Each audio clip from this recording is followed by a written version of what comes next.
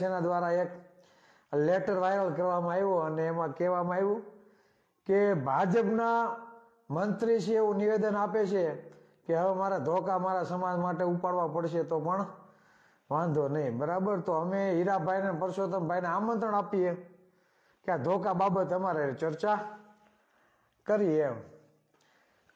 એટલે આ બાબતે લેટર એક વાયરલ કરવામાં આવ્યો તો તે બાબતે આપણે ચર્ચા કરવાની છે તો કરી લઈએ, કેમ કે એ બાબત આપણે બોલશું નહીં તો મને એવું લાગે કે ખરેખર જે પ્રશ્ન છે ને આડા પટ્ટે ચડે જાય છે. જ્ઞાતિ જ્ઞાતિ વચ્ચે વૈમનસ્ય ફેલાવાનું ખરેખર કોણ કરી રહ્યું છે. તો એ બાબતે હું ચિરાગ ઝાલા અમારા સમાજના હૃદય સમ્રાટ પરસોત્તમભાઈ અને હીરાભાઈના સમર્થનમાં, બરાબર, તેના સમર્થનમાં અને તેના માટે હું અવાજ ઉઠાવ્યો ને હું આ આહિર સેનાને જવાબ આપવા માંગુ છું કે આહિર સમાજના જે પણ મિત્રો એવું કહે છે કે અમે પરસોત્તમભાઈને હીરાભાઈને પૂછવા માંગીએ છીએ કે આવો અમારી સાથે ડિબેટ કરો કે ધોકા મારવાની વાત ખરેખર શું છે.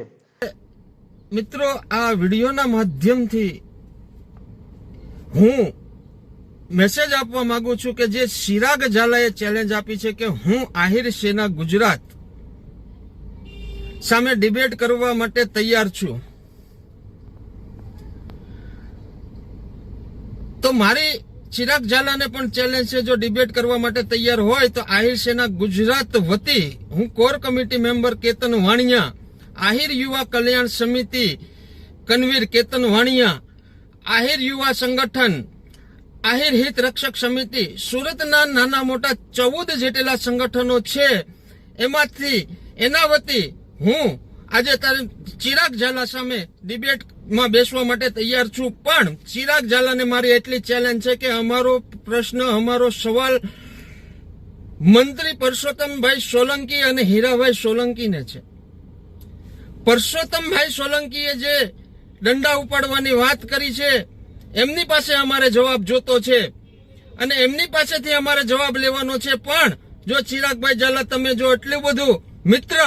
તમે અમારા મિત્ર જ છો, જો મિત્ર તમે જો એટલું બધું જો પેલું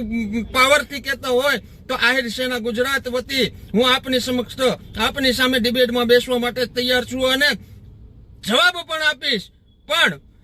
ડિબેટમાં બેસવા પહેલા મારો તમને એક પ્રશ્ન છે કે તમે પહેલા પરસોત્તમભાઈ સોલંકી અને હીરાભાઈ સોલંકીને પૂછી જવો કેમ એની પાસે કોઈ જવાબ નથી.